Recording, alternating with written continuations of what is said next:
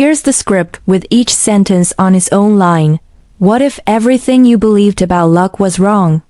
Not slightly off, not missing a few details. Completely fundamentally wrong.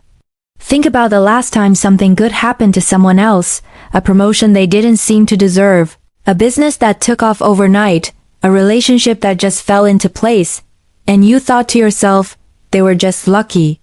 Be honest, you've thought it. We all have.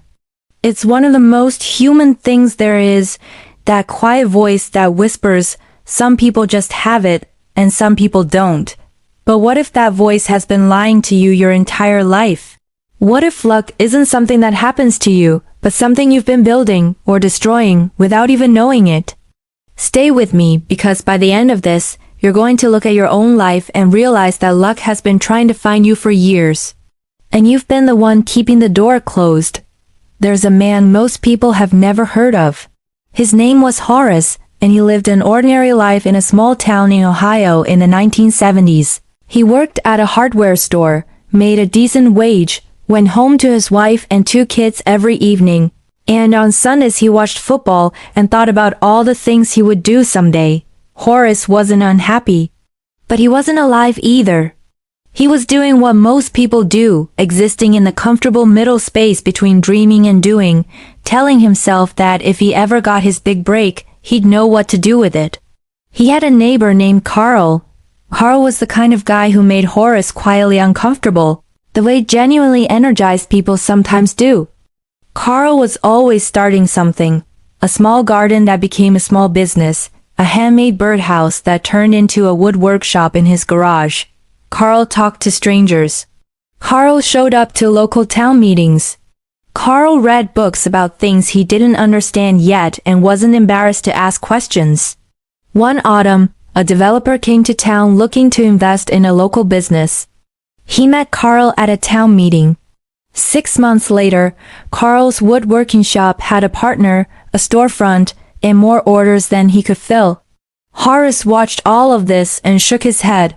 Of course it happened to Carl, he thought. Carl's always been lucky, but here's the thing. And this is the thing I need you to really sit with. The developer didn't choose Carl because of luck. He chose Carl because Carl was there. Carl was visible. Carl had built something, even if it was small. Carl had a story to tell because he'd been living one. The luck didn't make Carl. Carl made a life so full of motion, so rich with genuine effort and curiosity, that luck had no choice but to eventually walk through the door. Horace wasn't unlucky. Horace was invisible, and he made himself that way.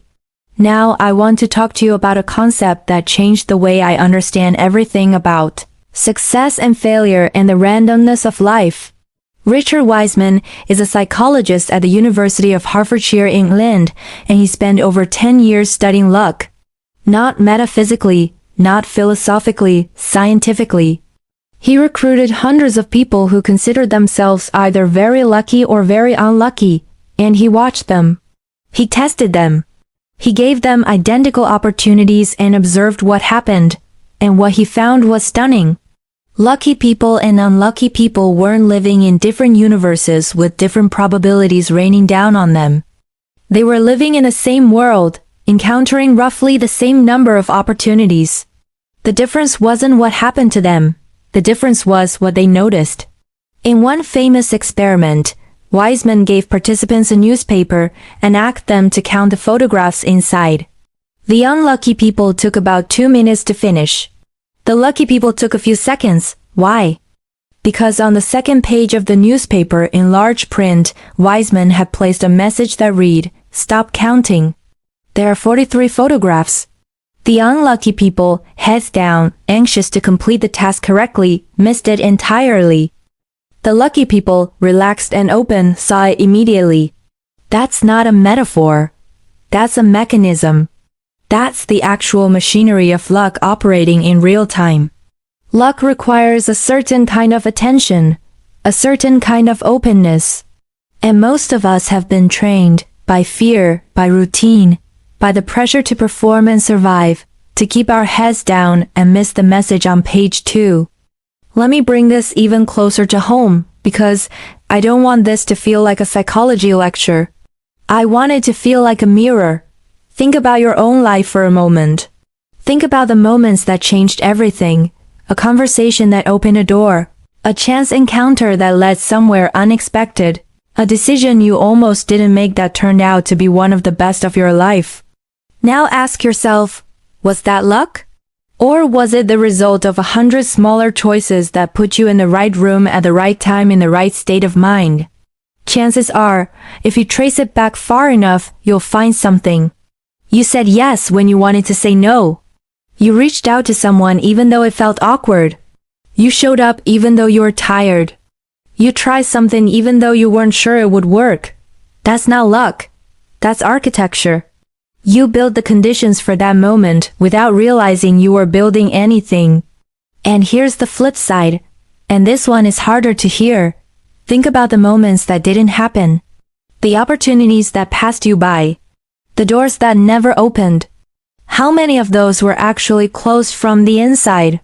How many times did you not go to the event because you were tired? How many times did you not send the message because you were afraid of rejection? How many times did you not start the project because you were waiting for conditions to be perfect, for the timing to be right, for the fear to go away, for some invisible signal that it was safe to begin? That's not bad luck. That's a pattern. And patterns can be broken. Here's what the research on luck, and honestly, decades of watching human beings succeed and fail, actually reveals about the people who seem to attract good fortune. They are not smarter. They are not more talented. They are not born under a luckier star. They do, however, share a small set of habits that almost seem unremarkable, until you see what those habits compound into over time. The first is this: they stay in motion. Lucky people don't wait for the perfect moment because they understand deeply and instinctively that the perfect moment is a myth. They take action with the information they have. They make the call. They start the conversation. They send the imperfect email. And by staying in motion, they create friction with the world, and friction creates sparks. Horace, back in Ohio, was waiting. Carl was moving. And the universe, if we can call it that, responds to motion. Not because it's mystical, but because when you're moving, you encounter more people, more ideas, more situations, more chances for something unexpected and wonderful to collide with you. The second habit is this: they are genuinely curious about other people. This one sounds almost too simple to matter, but it might be the most important thing I'll tell you today. Lucky people listen. They ask questions. They are interested in the person in front of them, not performing interest, but actually feeling it. And because of that, they know more, they connect more deeply, and they're thought of more often when opportunities arise. Think about the people in your life you would call lucky. Chances are, they're also people who made you feel seen when you talked to them. That's not coincidence. That's cause and effect. The third habit, and this is where it gets psychologically deep, is that lucky people reframe failure. When something goes wrong, they don't take it as evidence that the universe is against them. They take it as information. They ask, what can I learn from this? They see closed doors as redirections. They see rejection as data. And because they don't collapse inward when things go wrong, they stay in the game longer than everyone else. And luck, real luck, is almost always a product of staying in the game long enough. Unlucky people quit 5 minutes before the miracle. Not because they're weak, but because they've convinced themselves that the results so far are the final verdict on their potential. They're not. They never are. I want to tell you about one more person, and this one is real in a way that still moves me when I think about it.